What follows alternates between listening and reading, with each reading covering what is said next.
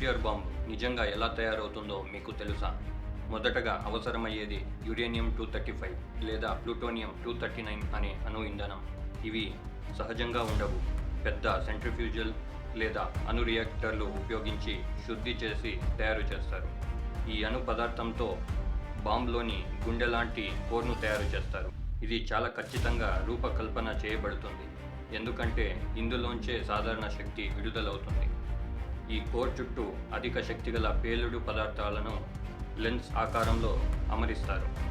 వీటిని ఒకేసారి పేల్చినప్పుడు ఇంక్లోషన్ జరుగుతుంది, అంటే కోర్ను లోపలికి ఒత్తేస్తుంది. అప్పుడు అణు విఘటన ప్రారంభమవుతుంది.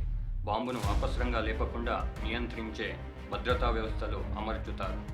ఒక చిన్న ఇనిషియేటర్ లోపల ఉండి సరైన సమయంలో న్యూట్రాన్లు విడుదల చేస్తుంది. ఇదే పేలుడుకు ప్రారంభం. తయారైన బాంబును పంపేందుకు ఒక మిసైల్, యుద్ధ విమానం లేదా సబ్మెరైన్లో అమర్చుతారు. న్యూక్లియర్ బాంబ్ తయారీ ప్రపంచం మొత్తం కఠిన నిర్ణయంతో ఉంటుంది.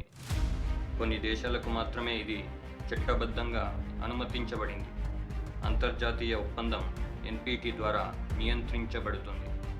న్యూక్లియర్ శక్తి మానవ చరిత్రలో అత్యంత శక్తివంతమైనది. దీన్ని విధ్వంసానికి కాదు, శాంతికి ఉపయోగించాలనే ఆశయంతో ముందడుగు వేయాలి.